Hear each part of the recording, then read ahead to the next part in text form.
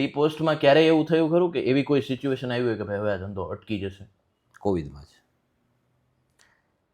જ એવું હતું કે કદાચ નહીં થાય, કારણ કે જો સ્પાન લંબાશે તો નેક્સ્ટ સ્ટેજ ઉપર જવું મુશ્કેલ થશે. બીજું એવું હતું કે કોવિડમાં હંમેશા જો આપણે સ્ટોરીઓ ખૂબ સાંભળી હતી કે જાપાનમાં બોમ્બ પીડ્યો પછી જાપાનની પ્રગતિ બહુ થઈ, આ ગામમાં આ દેશમાં આ થયું, પછી ત્યાં આમ થયું, ચીનમાં સર્ટન હોનારત આવી, પછી બહુ જ ઓલું થયું, એવું બધી વાતો બહુ આવતી કે કોરિયામાં કોઈ એક હોનારત થયા પછી માર્કેટ આવું થયું, લોકોનો એટલો સાથ થયું. એવું કોવિડમાં આપણને એ વાતો થતી કે એક આવી કોઈ આવે પછીનું ડેવલપમેન્ટ એક અલગ લેવલનું હોય, પણ એ માની ન શકાય ને. ત્યારે તમે કોવિડમાં બેઠા છો ત્યારે ન માની શકાય, પછી તમે વિચારો એ અલગ વસ્તુ છે.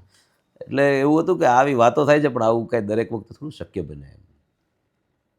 એટલે એમ હતું કે લોકોના આટલા માણસો મરી ગયા છે, આટલા બિઝનેસ ખોરવાઈ ગયા છે, આટલા લોસીસ થયા છે લોકોના, કેદી ઊભા થશું? કારણ કે આ કોઈ ક્રોર્સમાં લોકોના લોસીસ હતા, કંઈ ઓછા તો હતા નહીં.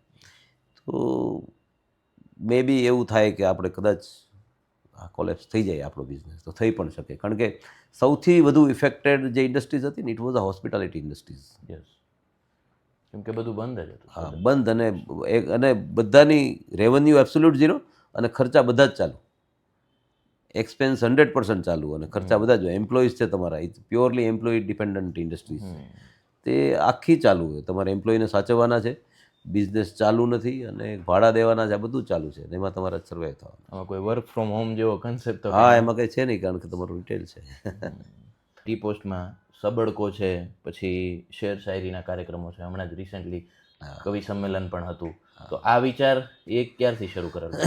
ઘણા વખતે ચા છે ને એ આમ સાહિત્ય જોડાયેલી વસ્તુ છે, એટલે મને થોડુંક એવું મારું એટેચમેન્ટ છે પહેલેથી કે ભાઈ આપણે ત્યાં સાહિત્યિક પ્રવૃત્તિઓ થાય. એટલે શરૂઆતમાં મેં પહેલો સ્ટોરથી ચાલુ કર્યું ને, ત્યારથી હું એક બુક સ્ટોર બનાવતો દુકાનની અંદર. એમાં જનરલ ઇન્ટરેસ્ટની બુક્સ 15-20 હું ત્યાં મૂકતો. મારા દરેક સ્ટોરમાં એક બુક સ્ટોર હતો જે તે સમયે, અને હું માર્કેટમાંથી સોર્સ કરી અને 10-15 બુક્સ મેં એક નક્કી કરેલી બુક્સ હતી, થોડા સમયે પાછી વળી જોઉં કે આની નવી મૂકીએ, તો એ જનરલ ઇન્ટરેસ્ટની બુક્સ ગોતી અને હું ત્યાં મૂકતો. કોઈ ઇંગ્લિશ હોય, કોઈ ગુજરાતી હોય, આવા વિષયની બુક્સ અમે મૂકતા ત્યાં. એટલે કારણ કે સાહિત્યના માણસો હોય ને ચા સાથે બહુ જ જોડાયેલા જોડાયેલા, સ્વાભાવિક. એટલે ચાવાળો તો સાહિત્ય સાથે જોડાયેલો જ હોય, નેચરલ વસ્તુ છે. એટલે મને આ ગમતું કરવું આ વસ્તુ. પછી ધીમે ધીમે બુક્સનું રીડિંગ ઓછું થઈ ગયું. રાધર આમ જુઓ તો ઓવરઓલ ટેપર થઈ ગયું માર્કેટ આખું, કે ભાઈ કોઈ બુક્સ વાંચતું હોય. તો મેં મારે ત્યાં અલગ અલગ મેં આ દેશી કાફે જ્યારથી બનાવ્યું, ટી પોસ્ટ દેશી કાફે કાલાવડ રોડ ઉપર બનાવ્યું, પછી અમદાવાદ બનાવ્યું, પછી જામનગર બનાવ્યું. એ પછી ત્યાં મેં એક સ્પેસ ક્રિએટ કરવાનું ચાલુ કર્યું, જ્યાં લોકો MP theatre kind of space, કે જ્યાં આવા સાહિત્યિક કાર્યક્રમો કરવા અને લોકોને ફ્રી ઓફ ચાર્જ એમાં બોલાવવા. એટલે એવા કાર્યક્રમો લોકોને ગમતા હોય, સાહિત્યિક કાર્યક્રમો.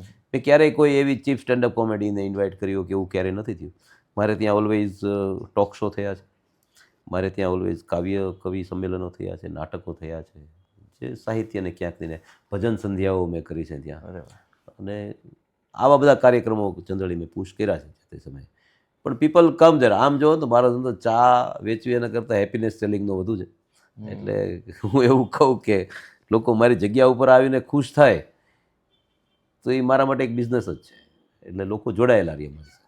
તમે હેપીનેસની વાત કરી એટલે તમારા પોડકાસ્ટની પહેલાં જેટલા લોકો સાથે વાત કરી, કોઈ વ્યક્તિગત કોઈને વાંધો એ વાતને બાદ કરતા બધા જ લોકો એમ જ કીધું કે દર્શનભાઈ છે એ એનાથી બધાય ખુશ છે એમ, કોઈને કંઈ ફરિયાદ નથી. એટલે ફેમિલી હોય, વાઈફ હોય, દીકરા દીકરીઓ હોય, મિત્રો હોય, તો આ થોડું અઘરો ટાસ્ક છે કે બધા આપણાથી આમ ખુશ હોય. એના માટે શું કરો છો તમે? કંઈક આઈ કનેક્ટ ધ પીપલ. મેઇન તો એ છે. અમારું મેં તમને એ કીધું કે મારો ધંધો જ કનેક્ટ. ચા છે ને એ બાય પ્રોડક્ટ છે, એ 100% એ પ્રોડક્ટ જ એવી છે કે જે બધું કનેક્ટ કરે છે. અને રાધર મેં તમને પહેલાં કીધું ને કે પહેલી જોબમાં મને મજા એટલે જ નહોતી આવી કે પૈસા હેપીનેસના નહોતા. બહુ સારું. દવાવાળી. હા, એટલે એ તમે ગમે તમે બીમારીમાં તમને હું લાખ રૂપિયાનો દવાખાનાનો ખર્ચો થાય તમને ગમતો તો નથી જ, ભલે કરવો પડે છે. હું એ બિઝનેસનો વિરોધી નથી કે ભાઈ, પણ મને પર્સનલી એવું હતું કે મારે આનામાં મારી જાતને બિલ્ડ નથી કરવી એમ. જે લોકો કરે છે દે આર ડુઈંગ વન્ડરફુલ, એટલે કે એવું કોઈને લાગે એવું નથી, પણ મને પર્સનલી એવી ઈચ્છા હતી કે મારે આ દિશામાં નથી જવું. અને મને આ ધંધો એટલે ગમે છે કે લોકો હેપીલી આવે છે મારે ત્યાં, તે become happy at my place. મારે ત્યાં એટલા બધા કામો થતા હોય છે. ડીલ તો એક વસ્તુ છે, મારે ત્યાં તમે શનિ રવિમાં આવો ને તો છોકરા છોકરીને જોવાના મેળાપકે ખૂબ થાય. આવતા હોય છે, સારી વાત. એટલે લગ્નના ઇનિશિયલ નક્કી મારે ત્યાં છૂટાછેડાય કદાચ એટલા થતા હશે. લોકો કદાચ ત્યાં પાર્ટી થતા હેપીલી છૂટા પડતા હોય તો it's a good thing in the market, એમાં ખોટું તો છે નહીં. સાચી વાત છે. અને એ સ્પેસ જે તમારે ક્રિએટ કરવી હતી કે ભાઈ લોકો એકદમ કમ્ફર્ટેબલી આવી શકે, એમાં કદાચ તમે સફળ રહ્યા છો, મહાદમ છે. એટલે એ કનેક્ટિંગ કરવાની ભાવના છે ને, એનાથી જ હેપીનેસ છે, મેઇન તો વસ્તુ એ જ છે.